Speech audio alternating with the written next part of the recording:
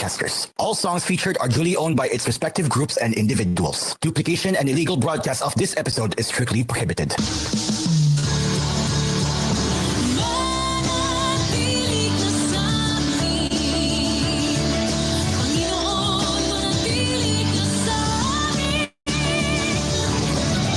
Ito ang 702 DZJS, Kagapay Boss sa Katotohanan.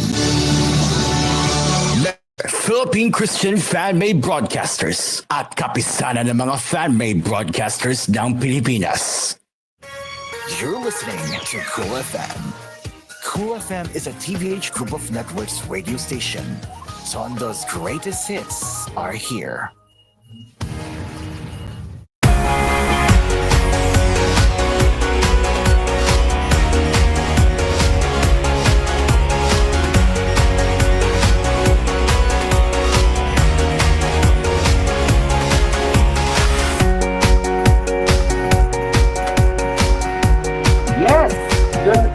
To everyone here who just woke up as well, and welcome to Hello Philippines or Hello Pilipinas. Today is Sunday, August 4, 2024, and happy Sunday to you all. So let's get into what's happening on koolFM lately. So as you all know, guys, that my Tulugan finale is it's nearing. There you go. It's nearing because we are reaching into last two episodes already. So the first two episodes have aired last Friday and yesterday, and now my Tulugan is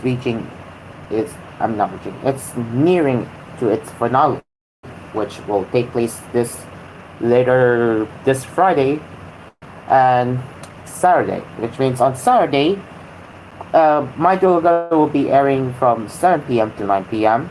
and constantly it will also be constantly Talk with Sen will temporarily return to the airwaves on the same day at 10 p.m. after koolNews prime time. So that will be very interesting to see how these two shows will go with. I believe TJ Sen will be talking about the aftermath of my Tulugan as well as his own thing, which involves Lamaw SMP, I believe. So So also I am not currently sure if Talk with Sen will also be returning to. I'm still not sure though. But although what I do remember last time is that Talk with Sen, TJ Sen reached out to me yesterday morning that he plans on having his show returning to, he's planning on his show to return next month. But now looking at the chat room, he said that may babalik or abangan. So so let's see. Let's just bring it up here. There you go. So TJ Sen posted this at 7:03 p.m. saying may babalik abangan. So that's really going to be interesting on that. And if we go to from our fellow DJ as well, let's search that here.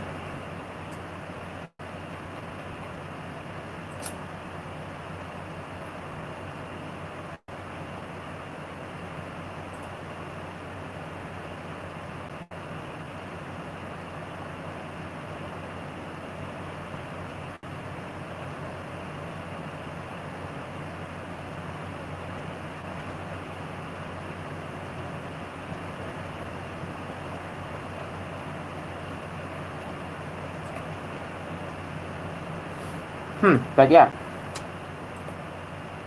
if I look up August, then I have to find this some kind of appropriate by who. But there it is. Ang tunay na kulay ni TJ Sen, August 10. Yup. Takutsan will be returning temporarily on August 10, and then he did say that his show will be returning full time in September, which means my show will be going back to Monday to Thursday time slot then by then.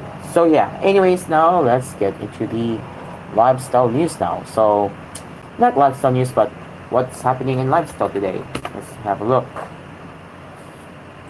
Let me just get the screenshot here.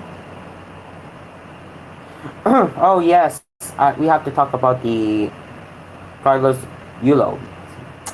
We're gonna get into that just a bit because yesterday night he got gold medal and he did it.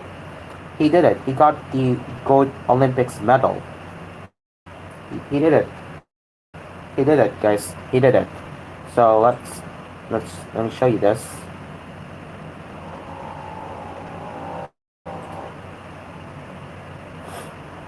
Wait, let me change the screen settings.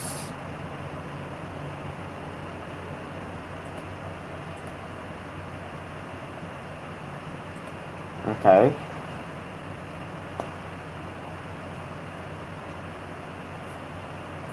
There we go. So here we go. We're gonna be talking about this accolade there. So it really is a problem, and so let's read this one. It was a proud moment for the Philippines as 24-year-old Olympian Carlos Adriel Yulo, fondly known as Calori, delivered the Philippines' first gold medal at this year's Paris Olympics. After the scores were flashed for the last floor exercise routine, Yulo turned emotional as he realized he had won gold. The third to perform among the 8 gymnasts, Yulo achieved a total of 15.000 points for his performance.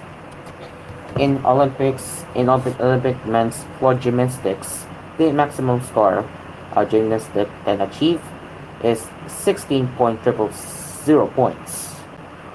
This total is composed of 2 main components: the difficulty score, based on the complexity of the elements in execution, taking into account performance and artistry. In Yulo's Olympic floor exercise routine, he achieved a gravity-defying triple twisting dismount with precision during his final jumping pass, the last series in the floor routine, and often the most complex part of the routine.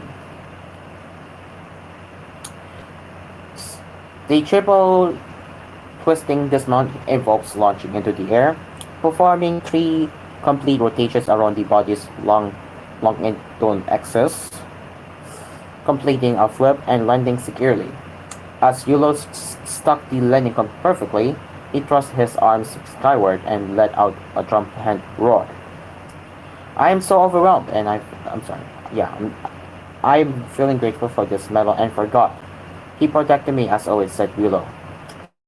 He gave the strength to get through this kind of performance and perform this well. So look at this. This is the moment here. A huge milestone. This is a huge milestone, guys.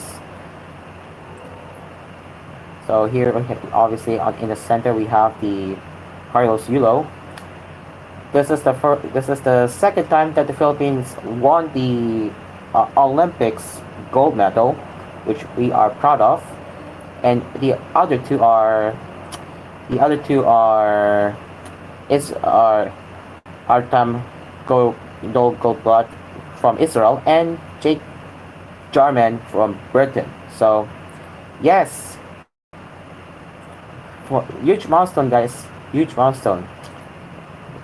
It's a huge milestone, ladies and gentlemen. So in the weekend qualification, Yulo demonstrated his versatility, amassing an impressive 83,631 points in the all-around competition. While Yulo excelled in these events, he missed advancing to the medal rounds in parallel bars, pole and horse, rings, and horizontal bars. After 7 years under Japanese Coach Morihiro Kukimiya, Yulo and his mentor parted ways last year, leaving the gymnast coachless for a period of time. During this time, Yulo trained in various gymnastics facilities worldwide, gaining valuable insights from different coaches and diverse training experiences. Currently, the that look at him. Look how proud he is, no? Okay, currently the artistic gymnast is under the guidance of head coach Aaron Castaneda, his former coach as a junior gymnastic.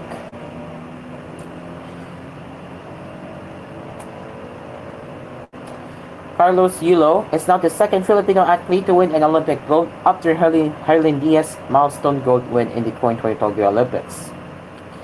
This is a great achievement, especially after the disappointment in the 2020 Tokyo Olympics, where despite high expectations, Yulo failed to qualify for the floor exercise final due to a costly error in routine. He did, however, make the vault final, finishing fourth place.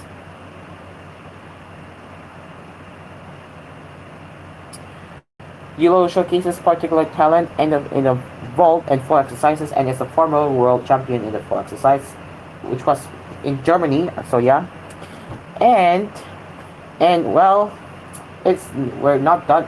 Apparently, we're not done just yet, as Yulo will have another chance to win a second Olympic medal in the gymnastics vault final. So it is going to be interesting to see how he is going to get. Will he get another gold medal, or will he get something else? We will have to wait and see later. And either way, yeah, very proud. We're proud for him, man. Oh, again, this picture right there. He is really handsome, and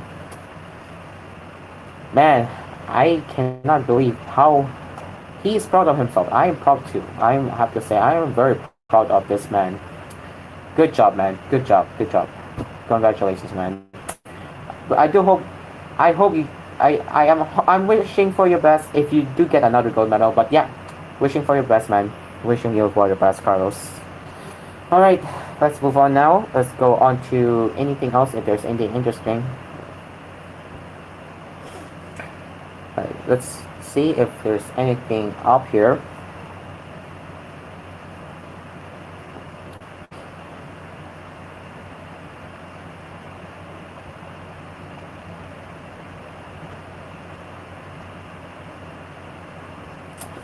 Okay, so apparently nothing much here. So yeah, nothing much here. Okay then, so let's stop screen sharing for now.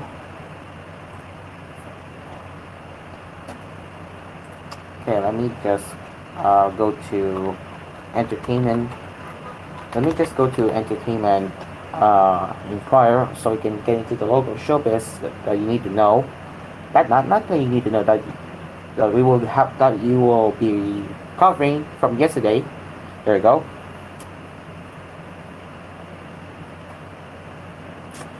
Oh yes, Riza Sadon is not happy with his outcome of new home. So let's get into that now.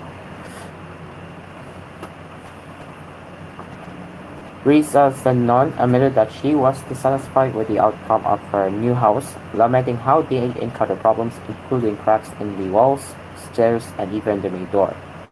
The actress opened up about this as she explained why she only gave a tour of her home just now, as seen in a vlog on her YouTube channel on Friday, August 2. This is in Tagalog. I don't. There's no official English.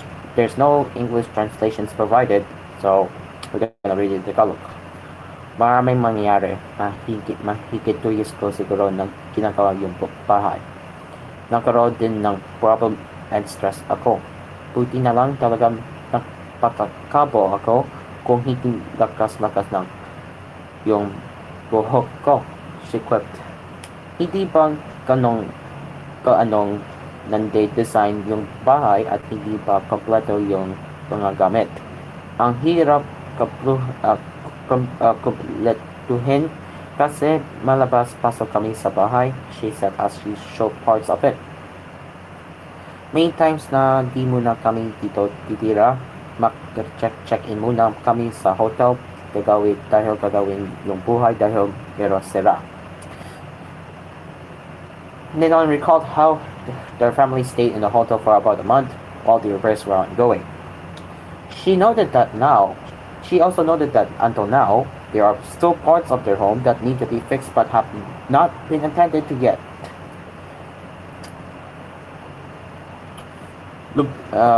She said, lumipat kami noong February, then madaming naging problems na ginawa. Pinalitan ng contractors. Ang daming kasing na-crack na walls, meron din sa stairs. Na-crack yung mga wood, pati yung main door, she said. Pero in fairness naman sa contractor, hindi naman sila yung parang hindi na kami pinapasin. Pumupunta naman sila dito para ayusin, she stated. The actress admitted that they were not able to closely monitor the house construction since it was during the height of the pandemic. Nonetheless, Senon underscored that she was hoping for a quality construction given that she spent a lot of money on it. Kung titingnan inyong yung house sa malayo, maganda naman talaga sila. Yung design, kulay, everything magandang naman po.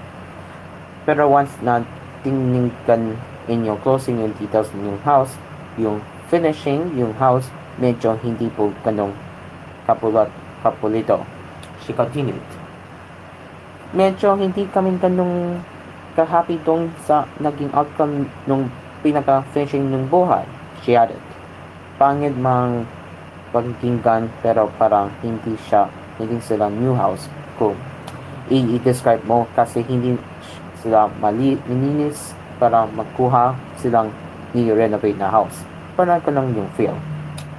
Concluding her vlog with an advice to followers, Senon said, kapag kayo naman po yung nagpagawa ng bahay, at least alam inyo na po yung first step maging mapanuri sa pagkuha ng contractor. Okay, there's that one. There's that showbiz headlines.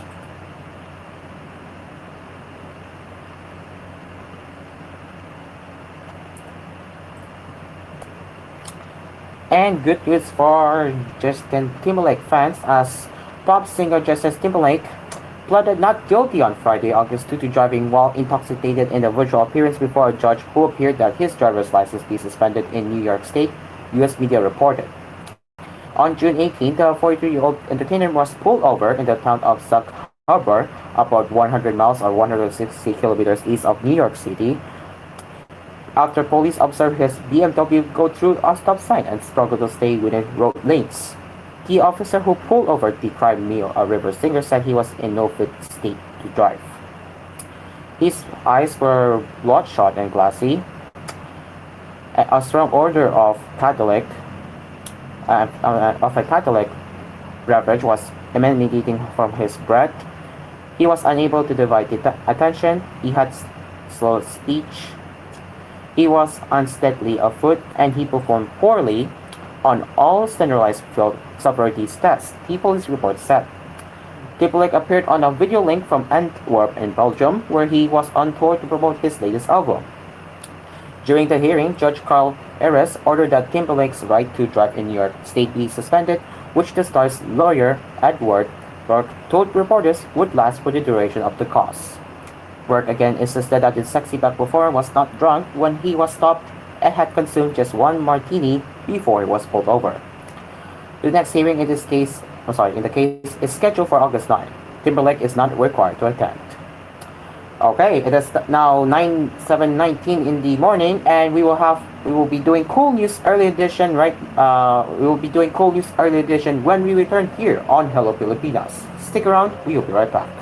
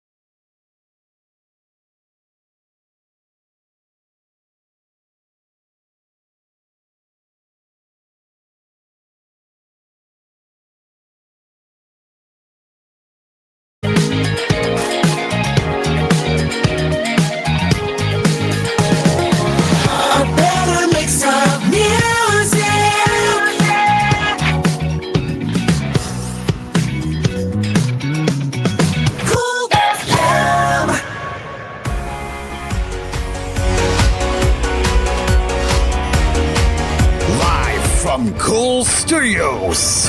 This is koolNews Early Edition.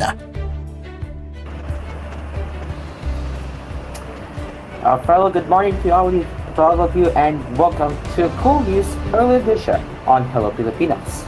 Today is Sunday, July 4, 2024, and we will be here to serve you the latest morning headlines that you need to know from yesterday and today. Let's get into the headlines right now.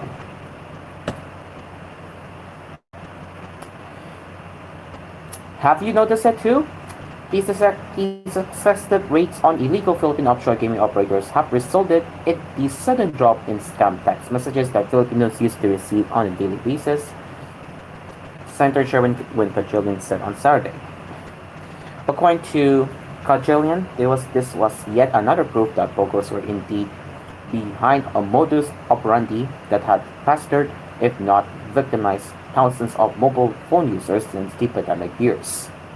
He said the National Telecommunications Commission should take advantage of this situation by fully enforcing Republic Act number 11934 or the Subscriber Identity Module or SIM Registration Act. The NTC should be strict in implementing the SIM registration law and proactive in plugging the gaps Kajilian told him require. He stressed a major reason why Pogo hubs were relocated into the Philippines was because NTC has been lax in implementing the law. The senator said he first learned about the marked reduction in the number of spam messages from barangay officials in his hometown on Peninsula City. I also observed that it was obvious that these Pogo hubs started to target locals and lure them to their scamming activities. Crimes know no boundaries, he added. Kajilian and Senator Risa Hontiveros have spearheaded a Senate investigation into serious crimes being linked to Pogos like kidnapping, torture, human trafficking, harbor scams, and murder. The inquiry resulted in the authorities, particularly the Presidential Anti-Organized Crime Commission, becoming more aggressive in conducting raids on Pogos suspected of being fronts for organized crime. Amid mounting calls to ban such establishments, President Marcos announced a nationwide ban on Pogos during his third State of the Nation address on July 22.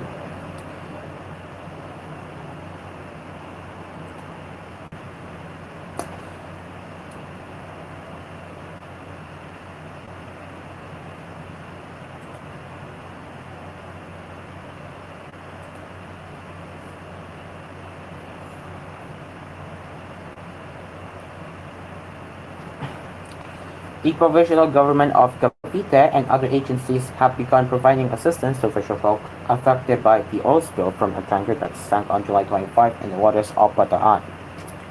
On Saturday, the Bureau of Fisheries and Aquatic Resources of the Department of Agriculture distributed food packs to 1,612 fishermen in Novaleta town who have been registered for government assistance. Today's distribution is just the beginning of our comprehensive relief and recovery plan for the affected fisherfolk of Cavite, the fire officer in charge, Isidro Velasio Jr. was quoted as saying in a social media post by the agency's collaboration office. We are committed to providing continuous support and working closely with local communities to restore their livelihoods and ensure sustainable recovery, he added. Velasio also said livelihood restoration initiatives and environmental rehabilitation efforts were being planned and would be carried out in the coming weeks. The Cavite government said it began providing food packages on Thursday, with 2,196 beneficiaries in Cavite City receiving the aid that day and another 2,867 on Friday. Affected residents in the municipalities of Kawit and Rosario Town also received food assistance. MT Terranova, which was carrying 1.4 million liters of industrial fuel, sank off the waters of Limay Town in Bataan on July 25 during the onslaught of Super Typhoon Karina, internationally named Gamay. The Philippine Coast Guard reported that the oil from the tanker spread across the waters of other provinces surrounding Manila Bay, including Cavite. On Wednesday, the provincial government declared a state of calamity in 2 cities and 9 towns, Cavite City and Bacoor City, and the municipalities of Novaleta, Rosario, Kawit, Tangsa, Naik, Maraganon, and Ternate. A declaration of a state of calamity allows the concerned local governments to quickly access emergency funds and implement relief operations for affected residents. To protect the health and safety of the public, Cavite Governor John Vic Remula prohibited the catching and selling of all marine products to prevent all contamination. According to the Calabarzon Regional Disaster Risk Reduction and Management Council, an estimated 352,179 residents in the coastal barangays of Cavite were affected by the oil spill.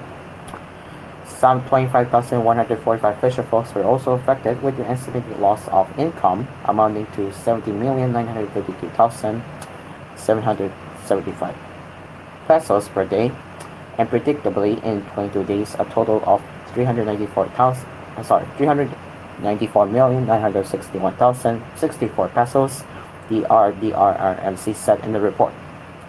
The Department of the Interior and Local Government DILG on Saturday said it will pursue a full probe on the July 25 sinking of the Terra Nova and of the MT Jason Bradley 2 days later, also in Pataan. But for now, we are focused on our mission, which is to prevent the further spread of the oil spill, Interior Secretary Ben-Hur Abou said at the press conference on Saturday. He said the DILG is coordinating with the PCG in containing the oil spill after it had confirmed that oil continues to leak from the Terra Nova at a rate of 1 liter per hour. The PCG said it has placed a second layer of booms on the waters of Limay and also tapped private vessels to help stabilize the booms and monitor the spread of the oil spill.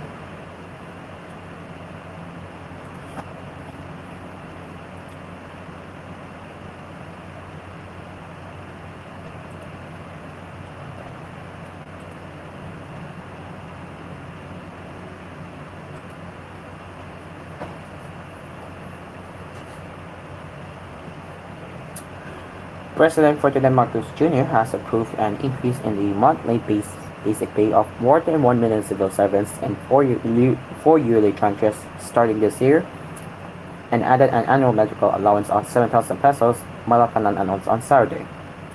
The basic pay hike will apply to workers in all civilian agencies in the executive, legislative, and judicial branches and will be implemented retroactively to January 1, 2024, under Executive Order Number 64, signed by the President and Executive Secretary Lucas Bersamin on August 2. The new round of 4-year government pay hikes follows the 2022-2023 yearly increases under the Salary Standardization Law of 2019. Government personnel receive compensation according to a salary grade system. There are 33 salary grades and 8 steps for each, with the highest salary going to the President. Excuse me again. Under the new wage schedule, the lowest paid government clerk currently receiving a monthly salary of 30,530 pesos for salary grade 1, step 1, will receive 15,208 pesos by 2027, or a total increase of 12.4% in 4 years.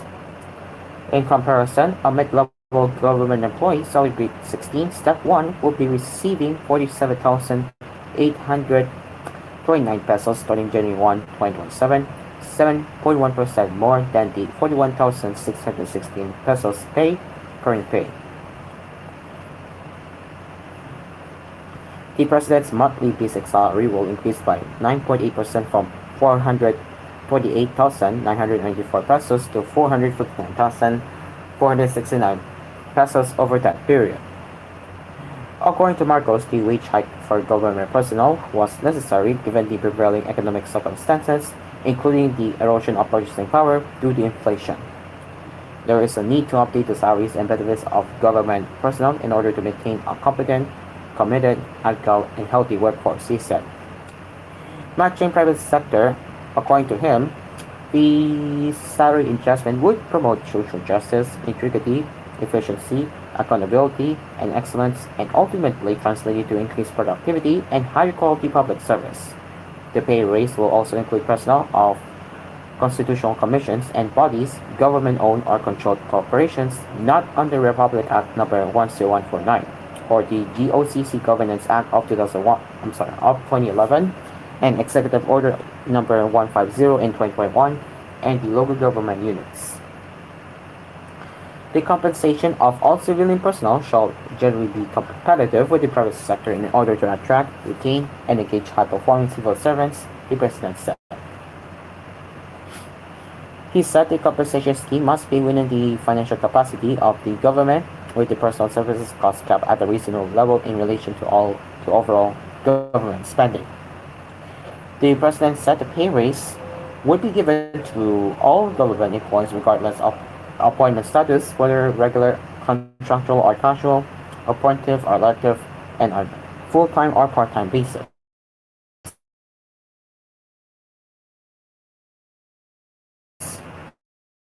Contracts of service based on projects, consultancy, or service contracts where there is no employer-to-employee relationship between the government agency and the worker, according to the executive order. Aside from the wage increase, the President also ordered the grant of 7,000 pesos in yearly subsidy to allow qualified civilian state workers to avail of benefits similar to what health maintenance organizations provide.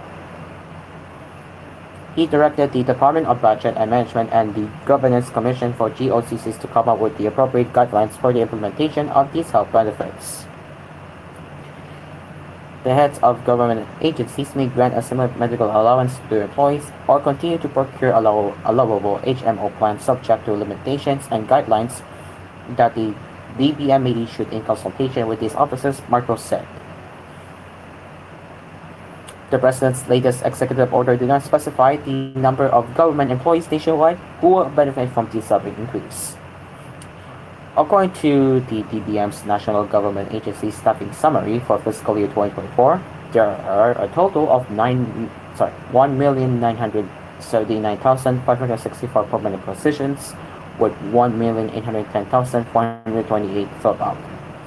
The permanent positions consist of 342 in constitutional offices, 37,431 key executive positions, 1,232,791 technical staff, 65,372 support staff, 159,656 administrative employees, 632 salary standardization law exempt positions, 3,987 part-time positions, and 489,570 military or uniform personnel. The uniform personnel are not covered by the increase, as the pay scheme is funded separately. The permanent positions exclude 178 ex-official positions and the 140 positions earmarked for abolition once the placement of affected personnel in the newly created Department of Migrant Workers and National Authority for Child Care is completed.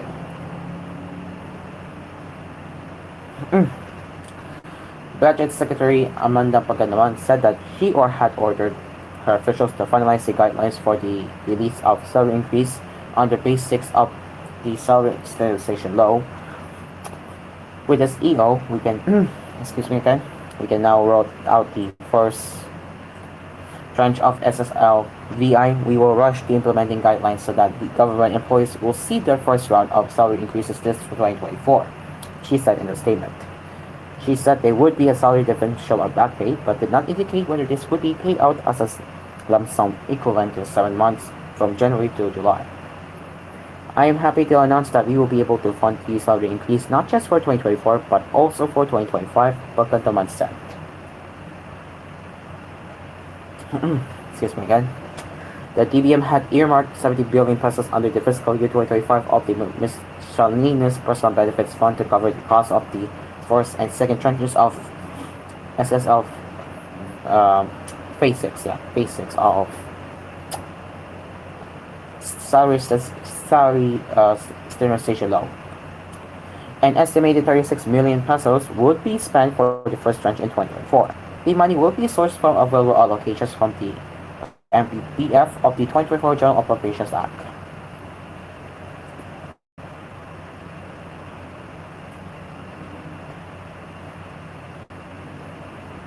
And now for the cool weather, we will be getting into that in just a bit. Let me just check there. Okay, there it is. We'll be getting ready.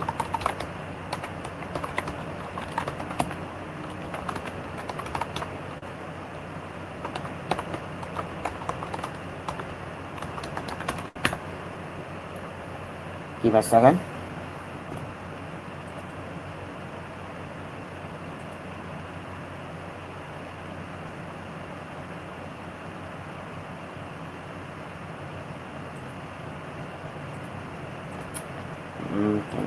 We'll be sending the bulletin to the technical team now. But yeah, while we are getting ready for the news alert forecast or weather or cool weather, we will continue with the headlines. Commission on Elections, COMELEC Chair Judge Erwin Garcia on Saturday led a time and motion simulation of a new automated counting machines that will be used in next year's midterm polls.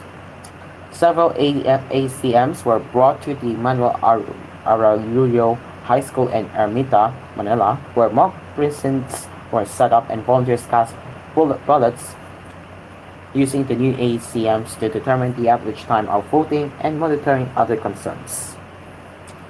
Garcia told reporters that the simulation study results will be considered in the general instructions for the boards of election inspectors on election day that the poll body will come out with soon. While there is no time limit for voting, Garcia thinks that it could be done from 30 to 50 seconds. With the new ACM, an image of the bullet will be flashed on the screen where the voter may review and verify how the machine will read the bullet. Garcia said time limit for the bullet review will still be determined. In previous elections, 10 voters at a time were allowed in the precinct. The COMELEC also designated more than 3,000 emergency accessible polling precincts for the disabled, elderly, and pregnant voters where they can vote earlier. The COMELEC is also looking into implementing voting in malls to provide convenience to voters amid the expected summer heat in May 2025. And now it is time for the cool weather from Parkasa Weather Specialist Chris Castañeda.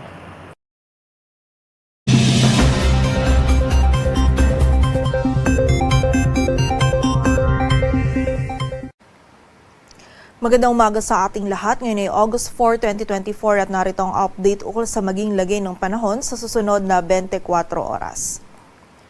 Patuloy pa rin umiiral ang southwest monsoon o habagat dito sa may bahagi ng Visayas at Mindanao kung saan ngayong araw magdudulot pa rin po ito ng mataas na tsansa ng mga pag-ulan dito sa bahagi ng Palawan maging sa malaking bahagi pa ng Visayas. So pag-iingat po para sa ating mga kababayan dyan sa posibilidad ng mga pagbaha at pagguho ng lupa. Samantala, dito naman po sa nalalabing bahagi pa ng ating bansa ay meron tayong mararanasan pa rin ng mga isolated ng mga pag-ulan, dulot pa rin ng habagat at ng mga localized thunderstorms. At sa kasalukuyan, meron po tayong minomonitor ng mga cloud clusters dito sa may silangan ng ating bansa. Sa labas po yan ng ating area of responsibility kung saan continuous monitoring nga po tayo dito sa mga kaulapan nito sa posibilidad na ito ay magkaroon ng sirkulasyon at maging isang ganap na low pressure area sa mga susunod na araw. So patuloy lamang po tayo magantabay sa updates na ipapalabas ng Pag-asa. At para nga sa magiging lagay ng panahon ngayong araw ng linggo, maliban po sa bahagi ng Palawan, yung buong bahagi ng Luzon kasama na dyan ng Metro Manila, ngayong araw ay makakaranas pa rin ng bahagyang maulap hanggang sa maulap na kalangitan. Mataas pa rin po yung tsansa or posibilidad ng mga isolated o yung mga biglaan at mga panandaliang pag-ulan, pagkidlat at pagkulog sa hapon at gabi, lalong-lalo na po yan dito sa may kanlurang bahagi ng Central at Southern Luzon kasama na dyan ng Metro Manila. So kapag po tayo ay lalabas, wag pa rin natin kalilimutan yung mga pananggalang natin sa mga ulan na ito, and also yung regional offices din po natin ay nagpapalabas ng mga thunderstorm advisories or mga babala ukol sa mga pag-ulan na ito. Agwat ang temperatura sa Metro Manila ay mula 24 to 33 degrees Celsius. Samantala, dito naman sa bahagi ng Palawan, maging sa Western Visayas, Negros Island Region at sa bahagi din ng Central Visayas ngayong araw ay makakaranas po tayo ng mataas na tsansa ng mga pag-ulan, pagkidlat at pagkulog dulot po ng habagat. So muli po, pag-iingat para sa ating mga kababayan dyan sa posibilidad ng mga pagbaha at pagguho ng lupa. Samantala, dito naman sa area ng Eastern Visayas, maging sa buong bahagi ng Mindanao, ay meron din po tayong posibilidad ng mga isolated affected ng mga pagulan, pagkidlat at pagkulog dulot po ng habagat. At posible pa rin po maging moderate to heavy yung mga maranasan natin ng mga pagulan. So pag-iingat pa rin po sa posibilidad ng mga pagbaha at pagguho ng lupa. Agwat ang temperatura sa Cebu ay mula 26 to 31 degrees Celsius at sa Davao naman ay 26 to 34 degrees Celsius. At para naman sa lagay ng dagat baybayin ng ating bansa, wala po tayong nakataas na gale warning kaya malayang makakapalaot yung mga kababayan nating mga isda, pati na rin yung may mga maliliit na sasakyang pandagat. Dito sa Metro Manila, ang araw ay sisikat mamayang 5:40 ng umaga at lulubog mamayang 6:24 ng hapon. Patuloy po tayo magantabay sa updates na ipapalabas ng Pag-asa at para sa mas kumpletong impormasyon, bisitahin ang aming website pag-asa.dost.gov.ph. At yan po muna ang latest dito sa Weather Forecasting Center ng Pag-asa. Grace Castañeda, magandang umaga po. Thank you very much, Grace Castañeda. Okay, now let's continue with a few more headlines before we head into next hour of Hello Pilipinas. Let's look for more now. Let's get into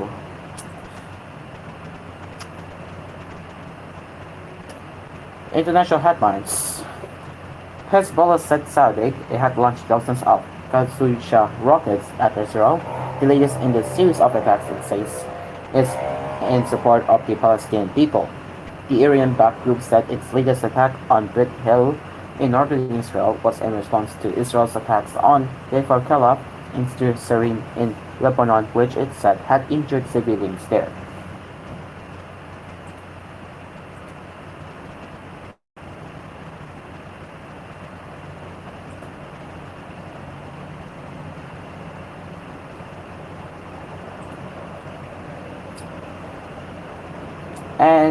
And finally, back to national cleaning, except for major roads in Metro Manila, the nationwide crackdown against unregistered light electric vehicles on the roads, especially e-bikes and e-trikes, has not been enforced yet.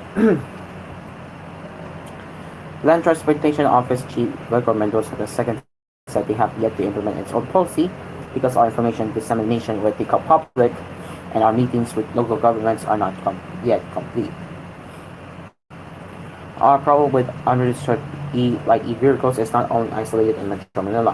In fact, enforcing is more challenging in provinces where e-vehicles, especially e-trikes, are dominant. Legal reporters at the sidelines of an event in Quezon City on Friday night. While there are no apprehensions yet, Mendoza said LTO enforcers were directed to confront drivers of registered e-trikes and e-bikes to convince them to register for their vehicles. We are giving owners nationwide all the opportunity to register their light e-vehicles, the LTO chief noted. But if these offenders who do not comply despite repeated warnings from our forces, we issue citation tickets. According to Mendoza, local governments, which are the primary enforcers of traffic law on local roads, were seeking more time for information and dissemination to properly study the road where light e-vehicles would be permitted to pass. There was also a big surge on the demand for hybrid and e-vehicles from a low 1,500 to 6,000 sold a month on average. According to the Electric Vehicle Association of the Philippines, there are 15,300 e-vehicles running nationwide, and the figure is expected to grow 6.6 million in 2030. E-vehicles must be registered before the LTO in compliance with Republic Act number 11697 or the Electric Vehicle Industry Act of 2022. In February 2024, the LTO issued Administrative Order number VDM-2024-044, mandating all e-vehicles used and operated in public highways to be registered. Based on LTO guidelines, the following are required to be registered. Here are the following: personal mobility scooter, elder kick scooter, e-bikes, e-mop, e-motorcycles, e-trikes, and e-squats. Light e-vehicles, which will be used exclusively along private roads like those in subdivisions, are not required to be registered. Unregistered vehicles which are caught operating in public highways will be impounded. And that's the first gap of koolNews Early Edition on Hello Pilipinas as we will be continuing our news headlines later in the next hour of Hello Pilipinas. Until then, it is now 7:52 in the morning and koolNews Early Edition will be right back for now, and the show itself of Hello Pilipinas will be right back as we will be preparing for an 8 a.m. hour of Hello Pilipinas. Live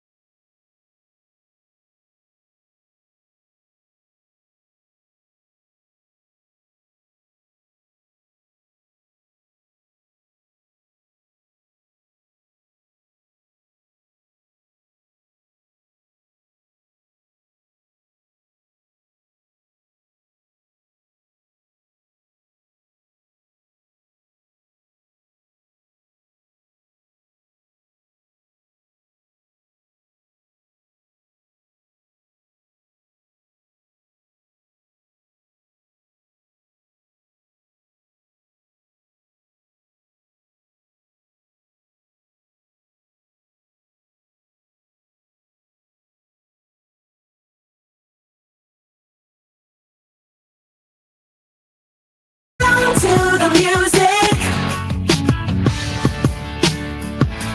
koolFM.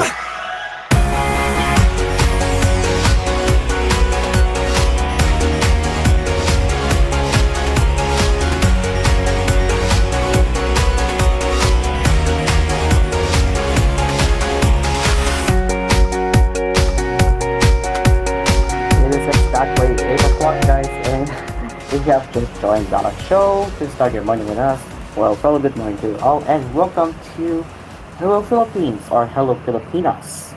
Okay, so I was just checking the Discord, and my goodness, Derby cannot deny this, but Mika is a oh no, sorry. Derby is a Mika enjoyer. No, he kept denying, but he is secretly an enjoyer. You can't deny this.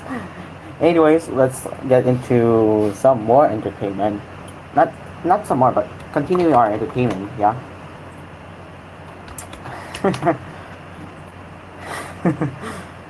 And I agree with everyone here. One of the Beanie fans out there saying Derby is enjoying Mika. Yeah. Yes, guys. Therapy is enjoying this so far.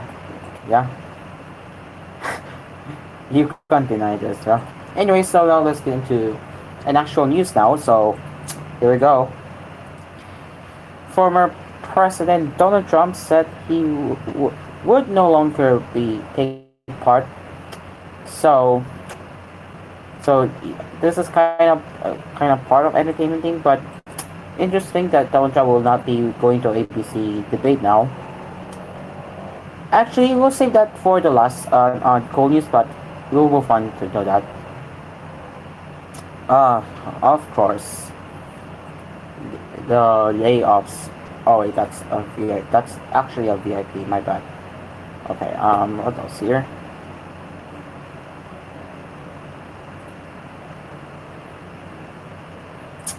And the rest is slow, which is expected considering it's a weekend anyways.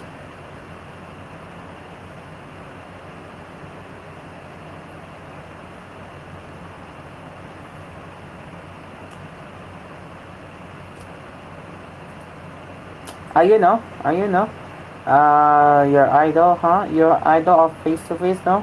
You know, you're actually, aside from face to face, you're also enjoying Mika here. You can't deny this, but you kept denying. Lol. Now let's continue here. Arrested. Okay, a man was arrested Friday at Morgan Wallen's concert at Kansas City's Arrowhead Stadium after making a terroristic threat that caused a 45-minute delay to the headliner's set. Wallen's source close to the situation told Variety that the threat was against Wallen. An announcement from the Jackson County prosecutor states that the alleged targets were two individuals who were members of the Kansas City Chiefs organization. Chiefs stars Travis Kelce and Patrick Mahomes both attended the show and walked out of the dressing room with Walden. And Illinois' man has been charged with a felony after he threatened on social media to shoot two individuals at a concert Friday night at Arrowhead in Kansas City. Jackson County Prosecutor Jean Peters Baker announced today. This statement reads: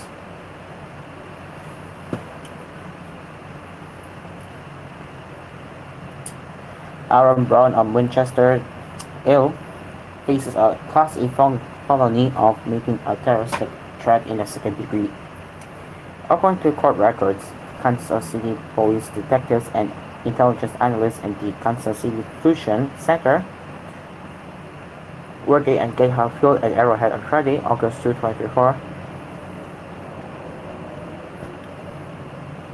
Officers were monitoring threats at the planned concert when they observed on X, formerly Twitter, a threat against two individuals who were members of the Kansas city chiefs organization were present at this event.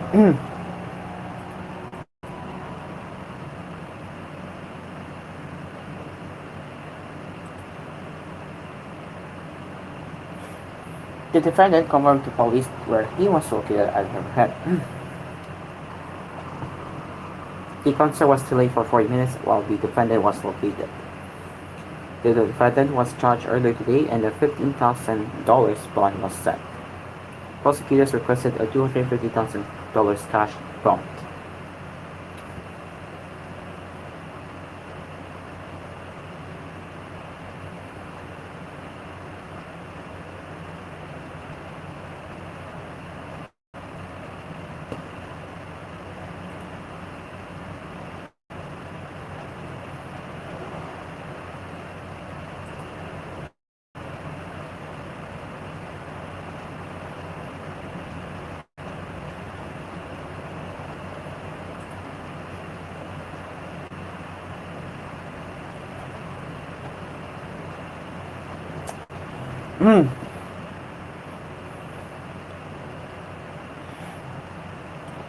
It looks like that the AMC theaters are not having a good day, as a frosty start to the summer movie season was devastating.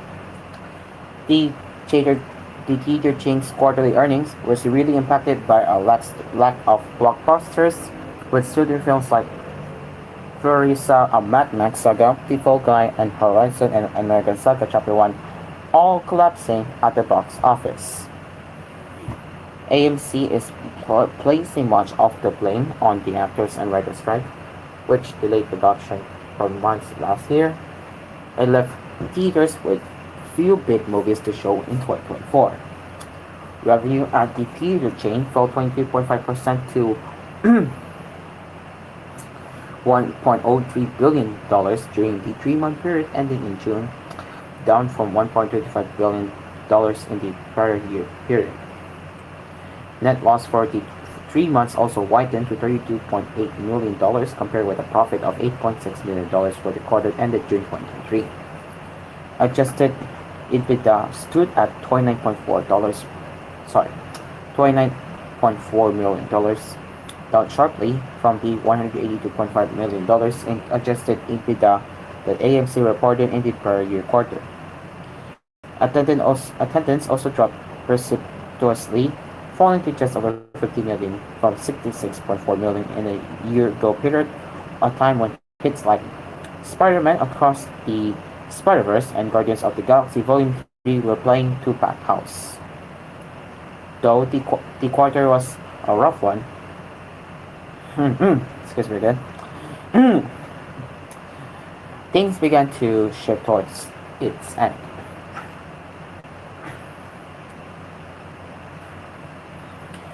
In June, Disney and Pixar's blockbuster Inside Out 2 and Sony's Bad Boy Ride or Die kept all the dealers full, helping revenues rebound. July, which is part of AMC's next financial quarter, was even better, fueling hits such as Deadpool and Wolverine, Despicable Me 4, and Twisters.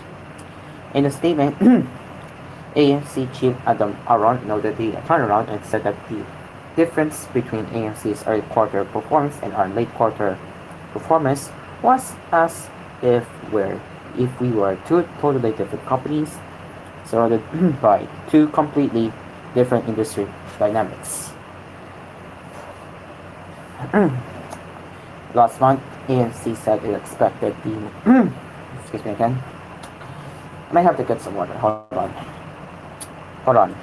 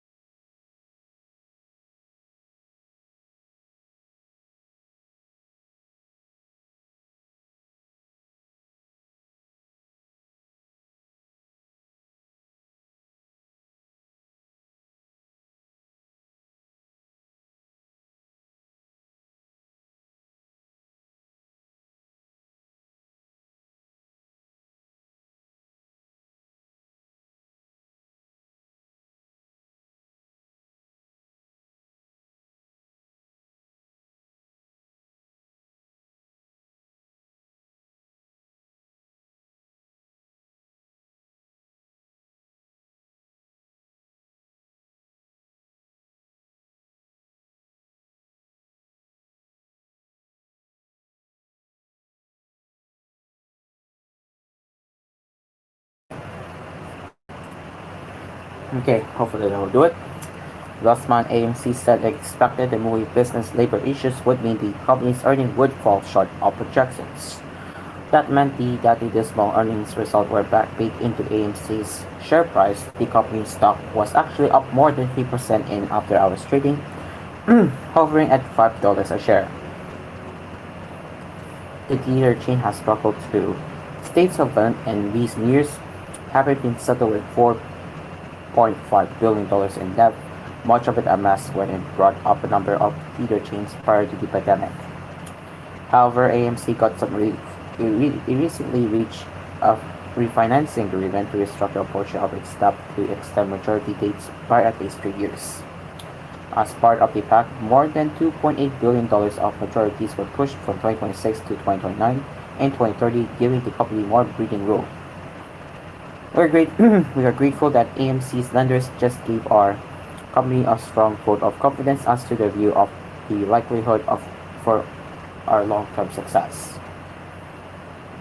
Aaron said in a statement, "The power of an extension of our fiscal financial financial runway for many years into the future." Looking ahead, Aaron predicted that the box office was headed for a rebound, noting that the rest of the year will bring sequels to Galadier and Joker, as well as Wicked, an adaptation of the long-running Broadway musical. Okay, there is that one. That's the international entertainment headlines. Yep. Okay, so now it is now 8:12 in the morning, and we will be getting into the technology and gaming news for tech enthusiasts and gamers out there. So stick around. Hello Pilipinas. We'll be right back.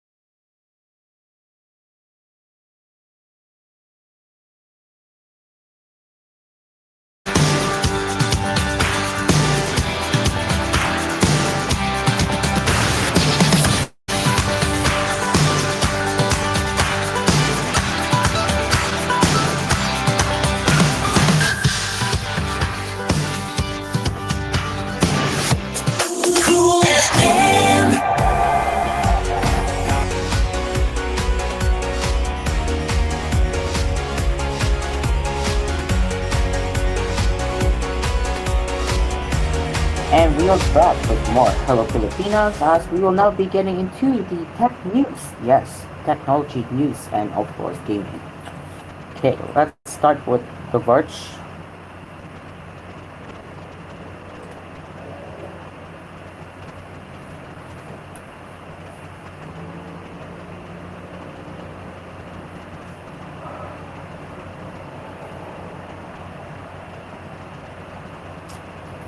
Okay, so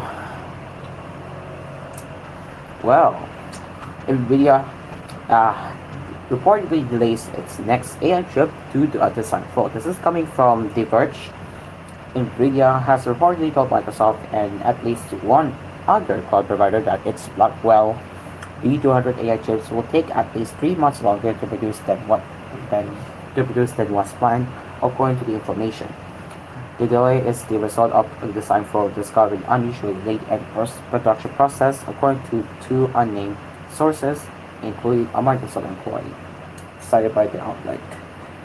B200 chips are the follow-up to the supremely popular and hard-to-get H100 chips that power vast swaths of the artificial intelligence called landscape and help it make NVIDIA one of the most valuable companies in the world. NVIDIA expects production of the chip to ramp in 2H or second half, according to a statement that NVIDIA spokesperson John Rizzo shared with The Verge. Beyond that, we don't comment on rumors. NVIDIA is now reportedly working through a fresh set of test runs with chip producer Taiwan Semiconductor Manufacturing Company and won't ship large numbers of Blackwell chips under the first quarter.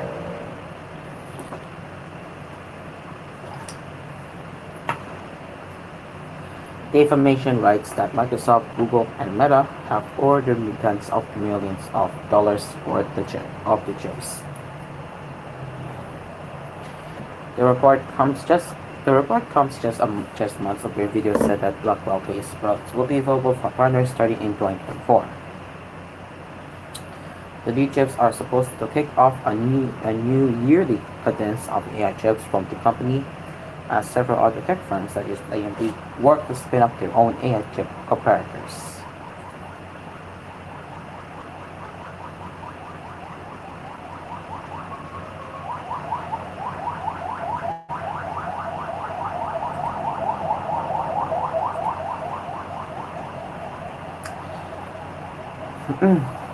Microsoft's relationship with OpenAI has officially become more complicated. This is coming from CNBC.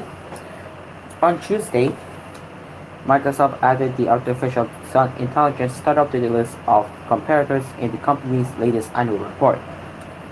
It's a roster that for years has included microcap peers Amazon, Apple, Google, and Meta. Microsoft has a long-term partnership with OpenAI, serving as its exclusive cloud provider and using its AI models and products for commercial clients and consumers. Microsoft is the biggest investor in OpenAI, having poured a reported $13 billion into the company. But the new casting indicates they are moving onto one another's turf. In the filing, Microsoft identified OpenAI, the creator of the ChatGPT chatbot, as a competitor in AI offerings and in search and news advertising. Last week, OpenAI announced a prototype of a search engine called SearchGPT. Some companies choose to pay OpenAI for access to its models. Others go through Microsoft's Azure's OpenAI service. For those seeking an alternative to ChatGPT, Microsoft's Copilot chatbot is also available through the Bing search engine and in Windows operating systems. An OpenAI spokesperson told CNBC that nothing about the relationship between the two companies has changed and that their partnership was established with the understanding that they would compete. Microsoft remains a good partner to OpenAI, the spokesperson said. Still, it's been a drama-packed year. Microsoft's CEO Satya Nadella reportedly wasn't briefed before OpenAI's board pushed out CEO Sam Altman in November. After Altman was quickly reinstated, OpenAI gave Microsoft a non-voting board seat. Microsoft relinquished the position earlier this month. In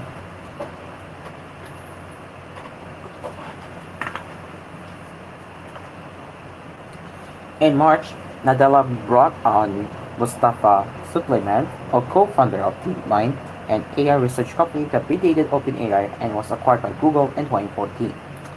Suleyman, who had co-founded and led startup Inflection AI, was named CEO of a new unit called Microsoft AI, and several Inflection employees joined him.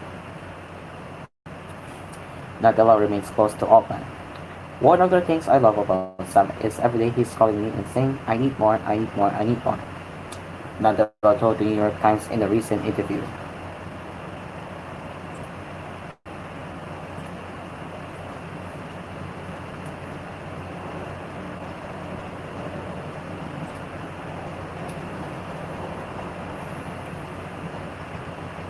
Mark Kalman, ex-engineering lead of media, and his second-in-command, Melissa Marancillo, resigned today. They announced the departures in the company's Slack channel on the day stocks fell at X, which a source suggests might explain the timing. This is a big loss for X, the source tells me. Kalman is the main source of knowledge for all things X media infrastructure, and more important than that, he's good at handling Elon Musk.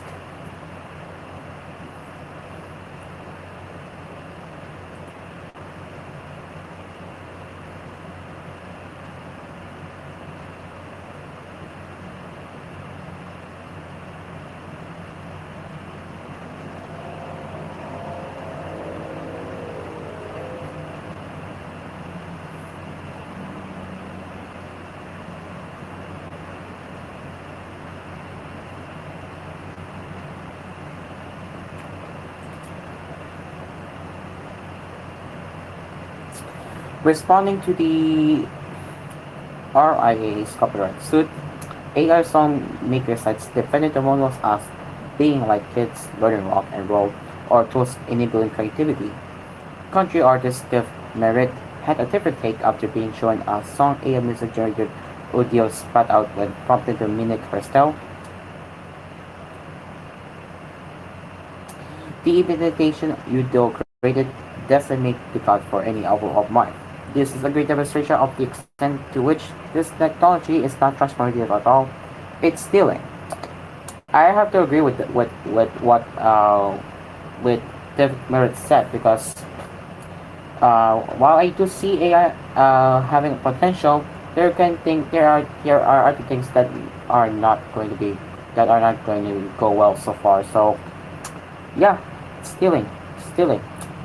And yeah, we might have to, not we might, but we must respect the original creators of their work. So yeah, AI has potentials, but things can go wrong like this. So yeah, I have to agree with his take. I have to agree with him.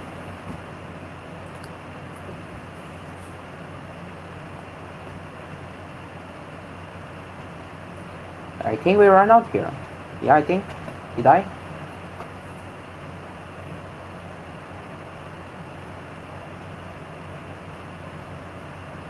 Um,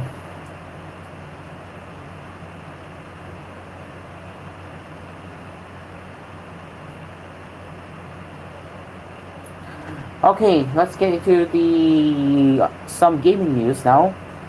Game Informer is shutting down. Game Informer, one of the last remaining gaming magazines, is shutting down after 33 years. The staff-owned publication announced on Friday. The magazine's entire staff is being laid off, Kotaku reports.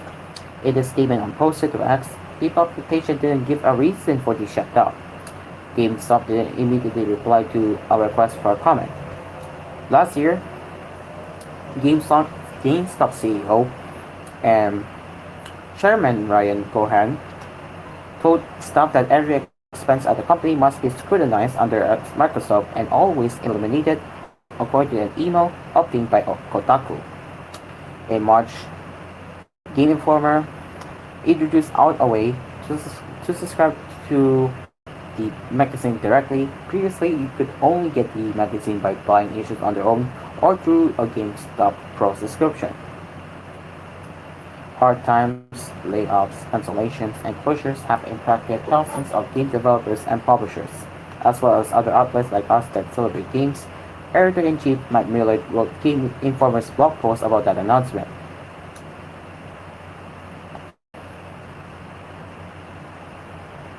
So here's the full shutdown statement from Game Informer's X account and also on Game Informer's subscription page.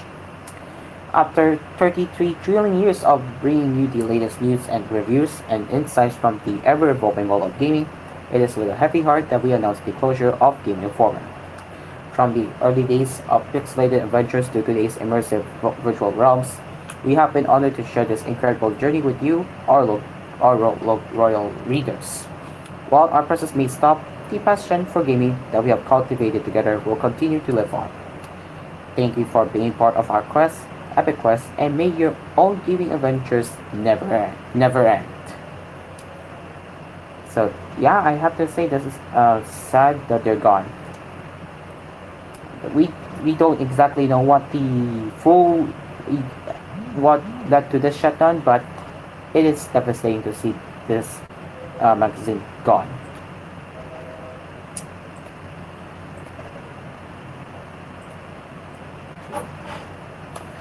Now, it's time for the other gaming news.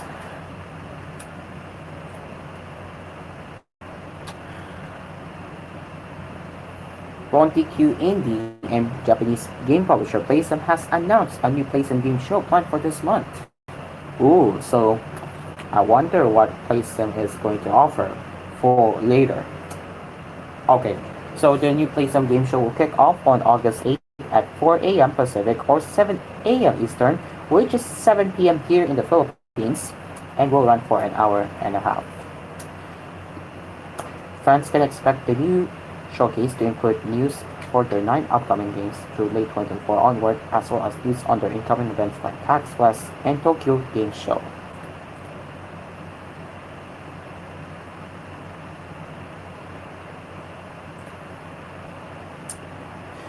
Oof, it looks like that the Xbox gaming consoles such as the Series X and S,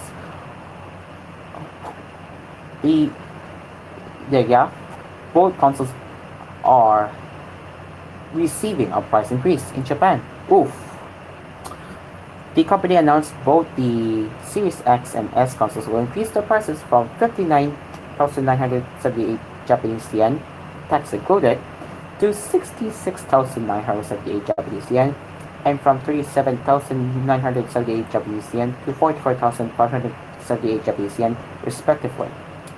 This is actually the second price hike for Japan after prices were slightly increased in January 2023. It's worth noting the consoles are priced a bit lower than the suggested Western pricing, which are still sold at $500 and $300 due to the weak yen to dollar conversion rate. The new prices will go into effect on August 15th.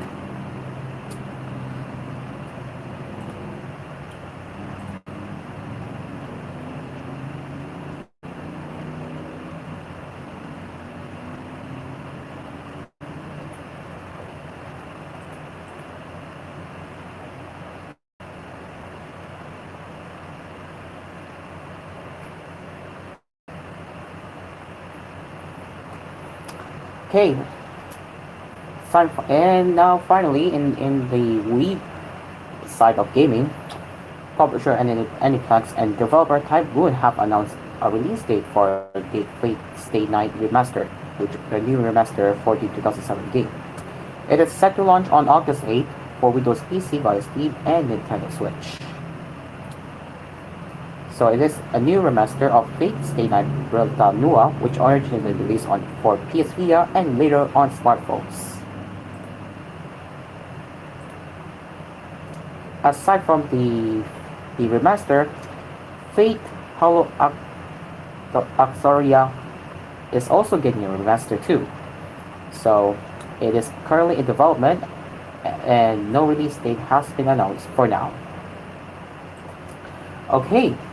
Now that we're done, it is now 8:35 in the morning and we will be covering more national and international headlines with koolNews Early Edition. That's coming up next, right here on Hello Pilipinas. Stick around, we will be right back.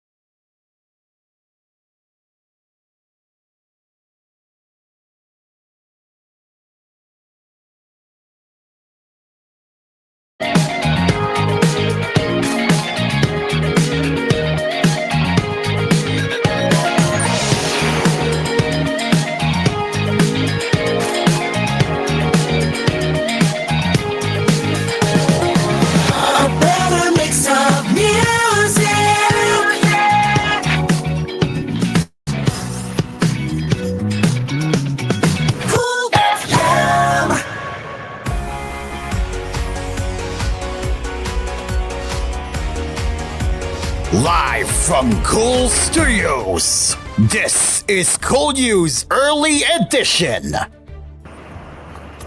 Welcome back to koolNews Early Edition. Apparently, my Roblox got disconnected, so let me just get back into Roblox just a bit. Give me a second, I can start back to the game. I am here now. So give me a second.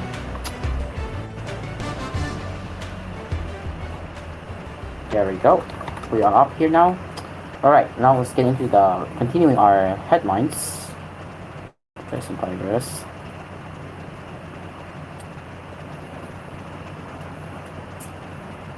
Right.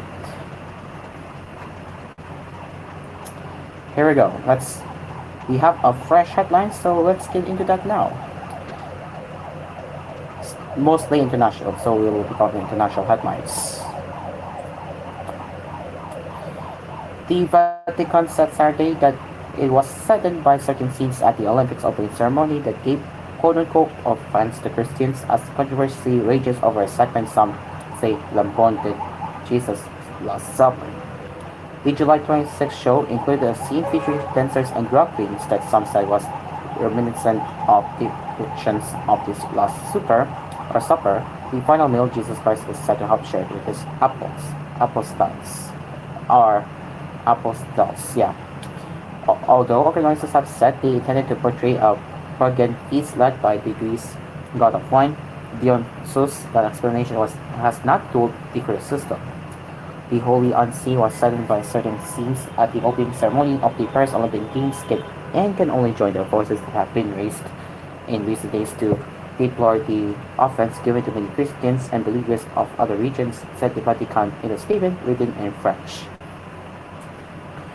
In a prestigious event where the whole world comes together around common values, there should not be allusions ridiculing the religious beliefs of many people. Instead, I think that freedom of expression finds its limit in respect for others. Earlier this week, Turkey's President Recep Tayyip Erdogan, who hails from Islamic Ruling Party, said he will call appropriate princes to express his condemnation of the ceremony, saying it showed morality against all Christians.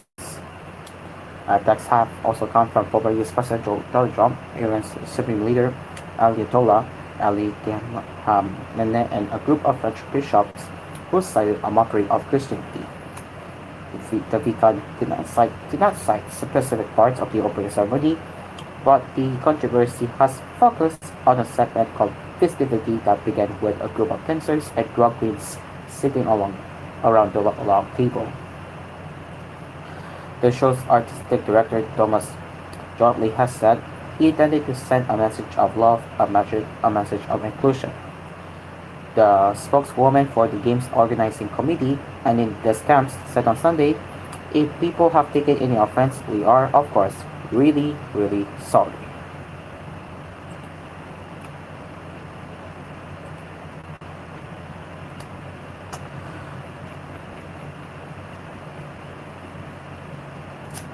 Middle East tensions soared Saturday as Iran and its allies readied their response to the assassination of Hamas political leader, blamed on Israel, spurring fears of a regional war.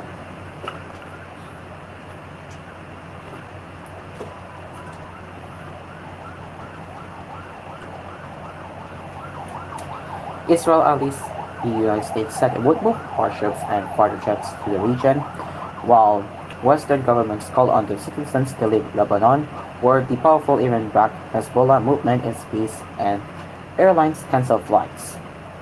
The killing this week of Hamas leader Ismail Haniyeh in Tehran, hours after the Israeli assassination of Hezbollah's military chief in Beirut, has triggered votes of belligerence from Iran and the so-called axis of resistance. Iran-backed groups from Lebanon, Yemen, Iraq, and Syria have already been drawn into the nearly 10-month war between Israel and Palestinian military group Hamas in Gaza.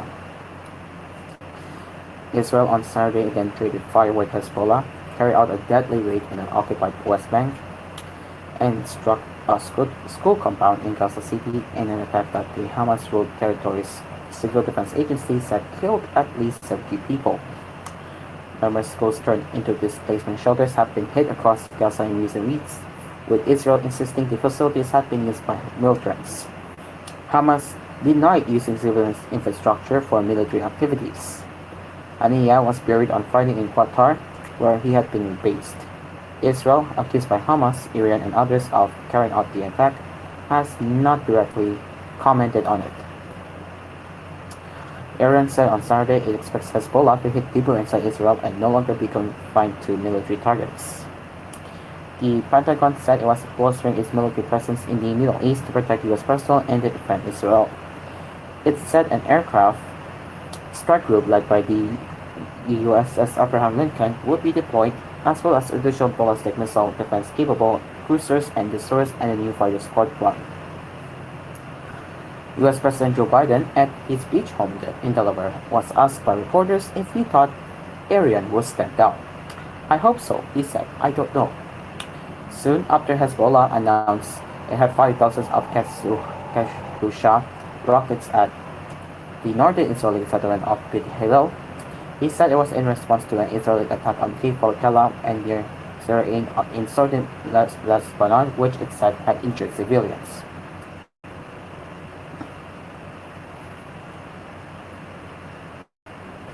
Early Saturday, Hezbollah announced the deaths of two of its fighters, including a 17-year-old from Zerain.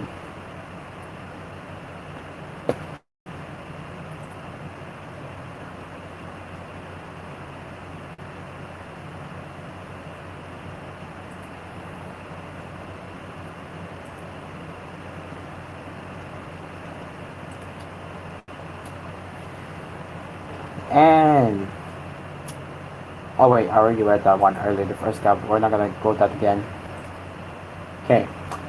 And finally, shelling by Sudanese paramilitaries killed at least 23 people on Saturday in the besieged Darfur city in Al Fashir, activists said.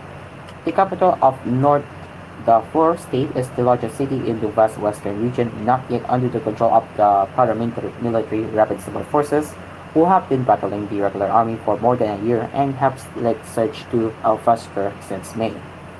The Al Fashir Resistance Committee said in a statement published on its Facebook page that deliberate bombing by the paramilitary forces resulted in 30 martyrs, all civilians, and 60 wounded. RSF shelling of Al Fashir last week killed at least 65 people, said the committee, one of hundreds across Sudan that used to organize pro-democracy protests and have coordinated frontline aid since the war began in April last year. Medical charity Doctors Without Borders has said that by late June, at least 260 people had been killed in the fighting in Al-Hashir. The way which puts the RSF led by Muhammad Hamdan Gallo against the army headed by General Abdel Fattah al-Burhan has killed tens of thousands of people, with some estimates as high as 150,000, according to the United States envoy Tom Guerrero. The United Nations says Sudan faces the world's largest internal displacement crisis, with more than 10 million forced to flee internally or abroad. The conflict has ravaged the country's infrastructure, putting more than 3/4 of health facilities out of service and sparked warnings of famine.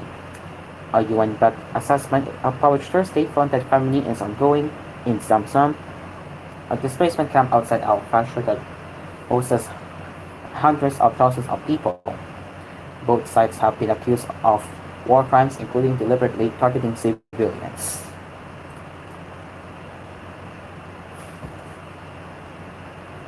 Let's just double check if we have any more headlines. If not, we can end here.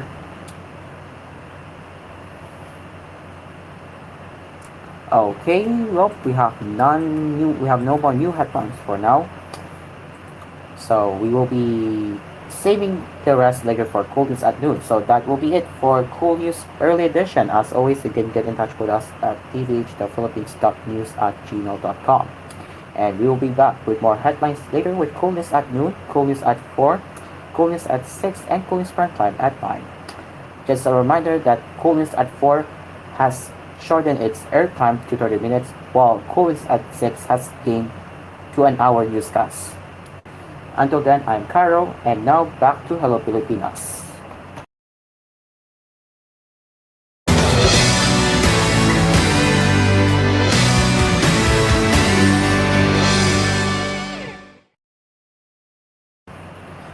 It is 8:53 in the morning, and we have 7 minutes left before we wrap up the show. Okay, so now let's go check the. Oh yeah, of course, as usual, and in my way of hosting this show, we will be we will be covering the last few minutes of Hello Pilipinas with anime news. So yes, otakus out there, you are in for a treat because we will be sharing some latest anime news right now. Okay, so let's see what's new here. Oh wow. Well. Let's start with the latest anime news. Where is it? There it is. I'm just doing my screen share here.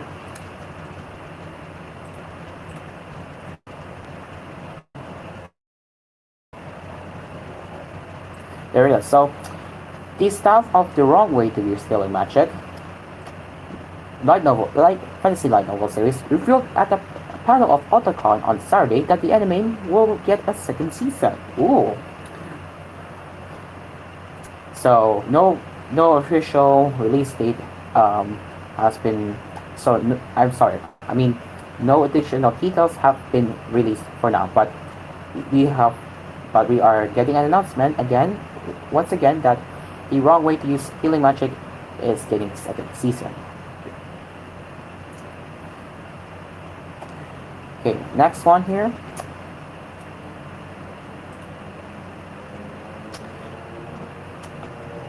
The staff for the television anime of Asoto Mitsu's Arahen San wa Karanai, Aaron is in this how do I pronounce this one? Aaron is in this disparable romantic comedy manga, announced on Sunday that the series will be getting a second season. Let me check the trailer real quick. Okay, no release date for now, or no additional details have been released for now. Fate Grand Order Fujimatsu Risuka Wakaranai anime is getting a second season. So, third time's the charm. We have covered the headlines anime news. We're getting of 3 shows getting second seasons. Ryu. That was announced on Sunday during day 1 of the Fate Grand Order Expo, Fate Grand Order Fest 2024 9th anniversary event, that the Fate Grand Order Itsuka Fujimatsu Together will be getting a second season. The first 2 episodes are now available on YouTube via Fate Grand Order's official YouTube channel. Episode 3 will debut on August 7, and new episodes will stream every Wednesday after. So we have first 2 episodes right here if anyone is interested. And finally, let me check the latest news. This is opinion title, we're not going to go to that. That was already covered earlier, part of the gaming news earlier. And good news for anime fans in North America, South Africa, Australia, and New Zealand fans. Ghost Band Cry will be licensed. So it looks like it. So the below post asks fans to stay tuned, and this is something is coming soon. So you heard that right. For the fans outside Asia and the Philippines, Ghost Band Cry is becoming available. Or should I say, Ghost Band Cry is going to be licensed worldwide soon. Ooh. In the meantime, as of this airing time, Ghost Band Cry isn't available in the Philippines yet, but it is already available in Indonesia. Surprise, surprise. Even in Thailand too. So Indonesia and Thailand are the countries where you can watch Ghost Band Cry in Asia right now. So yeah, at the moment, Philippines have yet to see the official Ghost Band Cry distribution. Who knows? We will have to wait and see. And now to close up the, I'm sorry, I have to wrap it up. Yeah. And now that's all of the anime news here. And as we are about to wrap up the Hello Pilipinas, we will be doing the usual quote of the day.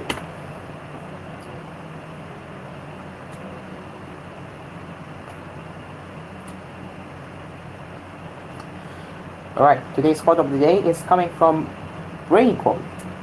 I have no methods. All I do is accept people as they are. From Joan Rivers. It is 8:59 in the morning, and that is it for Hello Pilipinas this morning. As always, thank you so much for joining us to start your weekend mornings with us, and we will be back again next week at the same stations, same time.